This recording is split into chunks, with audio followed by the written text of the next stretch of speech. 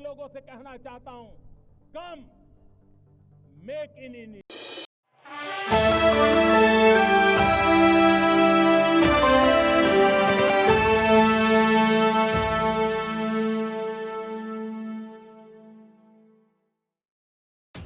भारत के तेज गेंदबाज जसप्रीत बुमराह बुधवार को दुनिया के शीर्ष तेज गेंदबाज बन गए। उन्होंने रविचंद्रन अश्विन को पीछे छोड़ दिया।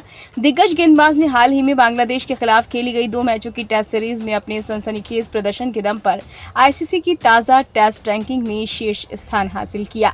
वहीं युवा बल्लेबाज यशस्वी जायसवाल और दिग्गज बल्लेबाज विराट कोहली को भी टेस्ट रैंकिंग में फायदा हुआ है। भारत और बांग्लादेश के बीच खेली गई 2 मैचों की टेस्ट सीरीज में तेज गेंदबाज ने 11 विकेट चटकाए थे। अब उन्हें इसका फायदा मिला है। एक स्थान की छलांग लगाकर वो शीर्ष पर पहुंच गए। अब उनके 870 पॉइंट्स हो गए हैं। वहीं अश्विन दूसरे पायदान पर खिसक गए। उनके खाते में 869 अंक हैं। ये दूसरा मौका है जब बुमराह टेस्ट रैंकिंग में शीर्ष पर पहुंचे हैं। इससे पहले इसी साल फरवरी में इंग्लैंड के खिलाफ सीरीज के बाद तेज गेंदबाज ने पहला स्थान हासिल किया था। तब उन्हें 3 स्थानों पर फायदा हुआ था।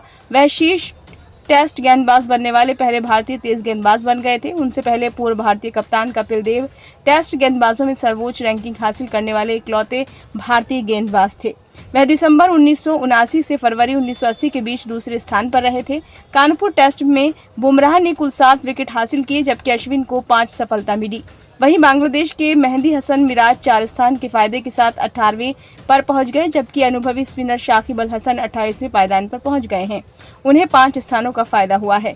बांग्लादेश के खिलाफ 2 मैचों की टेस्ट सीरीज में सर्वाधिक रन बनाने वाले युवा बल्लेबाज यशस्वी जायसवाल 2 स्थानों के फायदे के साथ तीसरे पायदान पर पहुंच गए हैं।